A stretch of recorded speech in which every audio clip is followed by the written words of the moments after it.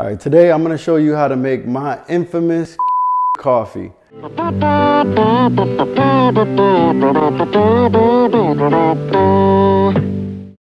gotta give a shout out to my boy Jonell. If it wasn't for you, I would not know how to make this coffee. So shouts out to Jonell.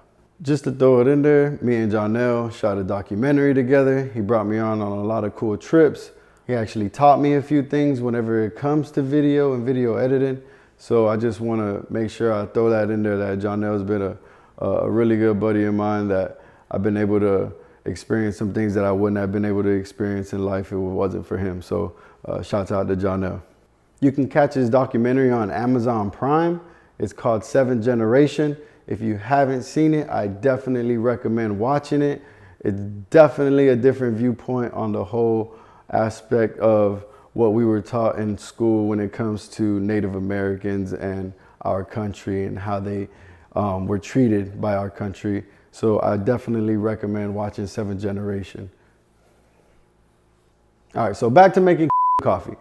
What you're gonna need. You're gonna need 4 basic things to actually get this going.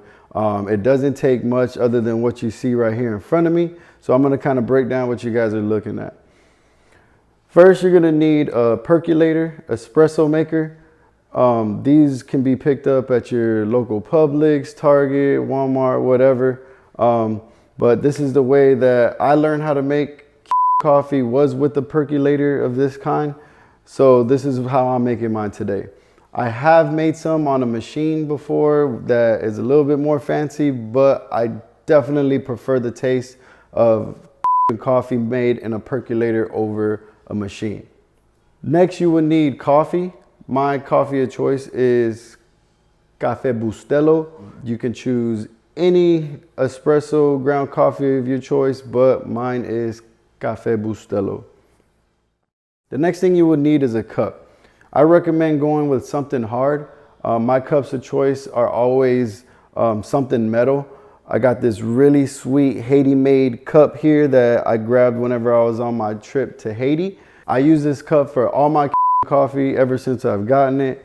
And I definitely, again, recommend you using some type of metal cup in order for you to grind up your sugar the way that you need to, which I'll be going over with you in a little bit. Last but not least, you will need some sugar. I use about 4 to 5 spoonfuls. It could be your preference.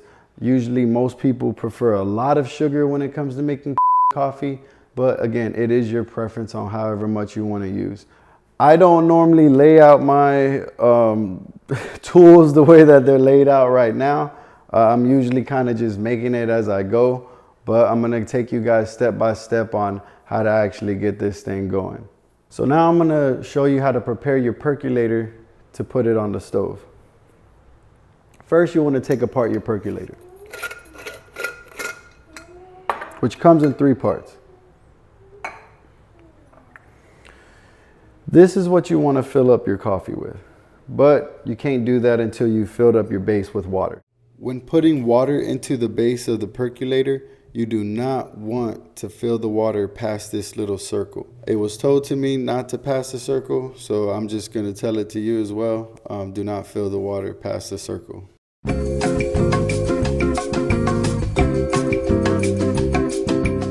Now that we have our base filled with water, we want to place the grounds maker right in the middle of it, so where it sits in there nice and snug. Next, we're going to grab our coffee, and we're just going to fill our grounds holder with our espresso. You want to use your own preferable amount. If you pack it all the way to the top, it can be very strong. I like to just eyeball it.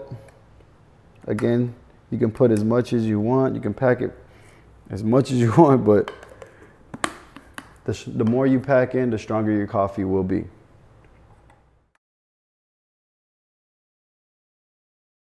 And as soon as I do that, you just screw on the top of the percolator, and this is ready to go onto the stove. So now that our coffee is being made, we can go ahead and prepare our cup and our sugar. I'm just gonna go ahead and pour the sugar in my aluminum cup. And right now we have to really pay attention to the sound of the percolator. I like to check it every now and then when I start to hear it make some noise. This is very important. The main reason why is because we want to catch the coffee right when it's coming out of the stem of the percolator. It is very important to get that first little couple drops of coffee because it's the thickest. And whenever we do use that thick coffee, it helps us mix our sugar a little better. So it's very important to catch the coffee as it's coming out of the stem. So now that some coffee has came out of the stem, I'm gonna go ahead and pour some. Not too much. You don't want that much. Just enough to get the sugar going. If you find that you don't have enough from that, try to hurry up and put a little bit more of that first little bit that's coming out. Again, it's the thickest part of the coffee. And now you want to just stir the sugar up as much as you can, for as hard as you can, for as long as you can. Just keep stirring until you can't stir no more.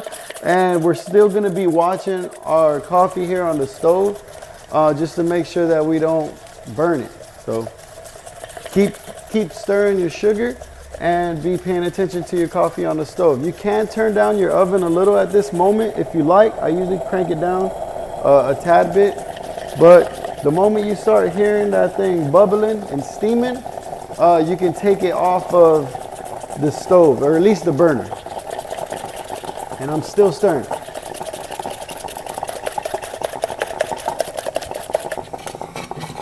All right, now all the coffee is out of the stem. I'm just gonna let it sit there and just keep stirring my sugar. Make sure y'all's whip game is proper. Whip game proper, whip game proper, you know my whip game proper, whip proper, you know my whip game proper.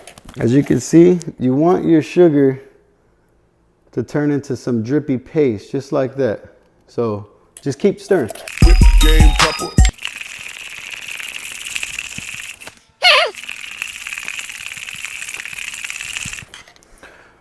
All right, so now that your arm is broken and you can't stir no more, this is the moment you want to, again, test your sugar, make sure it's some drippy paste.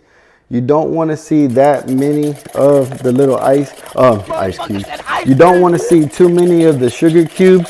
You want it to look very pasty. And now I'm going to pour my coffee.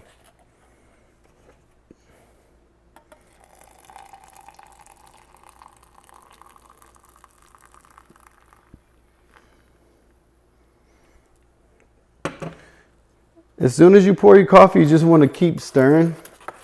All the paste on the bottom can sometimes get a little thick, and you just need it to dissolve with the coffee now that it's really hot. 12 seconds later.